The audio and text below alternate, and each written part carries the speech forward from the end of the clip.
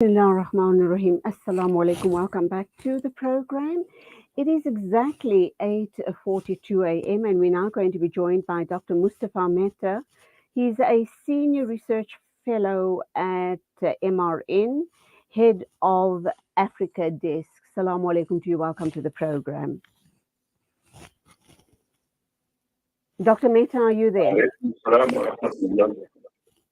Okay, your line sounds very, Walaikum very salam. distorted. The line is very distorted. Can we just Hello. please we're going to try and reconnect. Your line is very distorted. We are going to be looking at the issue around protests against Tunisia's draft constitution ahead of the vote. Let's try and link up with Dr. Mustafa Mehta once again. Assalamu alaikum. Are you there, Doctor? Walaikum salam wa rahmatullahi wa barakatuh. Good morning. Nice to have you on the show. Now, we understand hundreds of people have protested on Saturday in Tunis against a draft constitution put forward by President Kais Saied, and they are demanding his resignation 2 days before Tunisia votes on the disputed charter. What is this charter all about, and why are the people in Tunisia so unsettled and unhappy about the rule of Kais Saied? The problem that is unfolding in Tunisia is that of the issue of democracy. The people of Tunisia have been expecting, especially this current, government that is in place, since it was born out of the democratic, movement that took people to the streets, demonstrating against the oppression, that seemed, to continue from the previous government. And they were expecting this time that democracy would be widened. But the current president seems not to be following that route. The current, leadership is even getting more autocratic, and then the people are now saying, "Is this what we died for? Is this what we struggled for on the streets? To bring about a new dispensation?" So people are actually shocked, to hear that this guy is now concentrating powers in his hands and fortifying, his position against the people. So this is, what is unfolding in Tunisia, apparently. All right, so let's look at the role of the National Salvation Front. They are saying that the people want the fall of Kais Saied because, obviously, as you've indicated, his rule is very autocratic. And if he's re-elected, obviously, it's going to mean the fall of democracy in that country. And as you and I speak, people are going to the polls this morning. What are the expected outcomes of, of the polls today, the voting today? The outcome of the poll is minus that, namely that of rigging. The outcome of the poll is very predictable, I think, this time.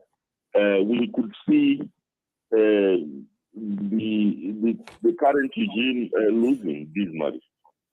We expect that because people are not happy, especially the youth who have sacrificed a lot this year, and just to be stabbed in the back, and they are now seeing things getting even more and much tighter.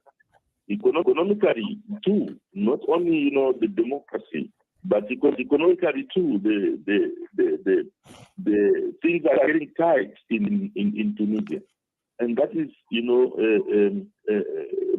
not what the people expected in the first place.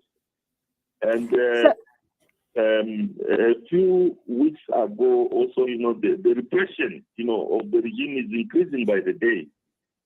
I think even last week you must have heard of people. Last week, people beaten Africans, were beaten at the airport in Tunis just for mm, asking that we have been waiting for a plane here, and where is the next plane? They overbooked in the first place, and they've got a depleted, old fleet of aircraft. So when the aircraft comes, then they display their blatant racism by asking for the fair skins to board the plane. Ahead of all those shocking. stranded black customers who were in Tunis. So it's repression, and the repression knows no boundary. It's not only for Africans, including the locals. So the gentlemen, these police, in Tunisia, getting, very ruthless in handling, matters. Okay, finally, Dr. Mehta, what do you believe the outcome of the poll is going to be? Is Kais Said's rule and support very strong that there won't be any change, or do you believe that people have now had enough and there is going to be change? There's going to be a great change, and possibly the opposition party will win the majority in the country. The opposition party would, emerge the winners. But I'm afraid, given the type of regime that is in place, and, President said, I'm afraid, they could play, around the old people's game, that of reading and taking, the people's victory and struggle, again off the rail. People want to see change in Tunisia, and we expect that it will be expressed. But the chances of the incumbent staying on are also there, because they reach. That's the thing in Africa. That's the thing, they reach. Right, and right. Tunisia is not an exception. Yeah, undoubtedly, it's going to make the young people, the disillusioned populace of Tunisia, take to the streets in mass protest. We'll be following this very closely. Thank you indeed for your time, and salamu alaikum to you. Wa alaikum salam wa rahmatullahi wa barakatuh. Thank you very much.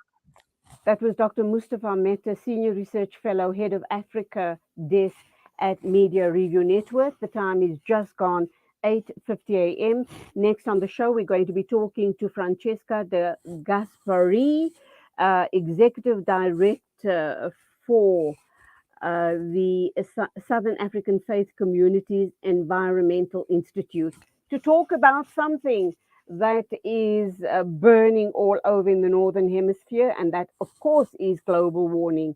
What's the predictions like for the South African summer? Very worrying indeed.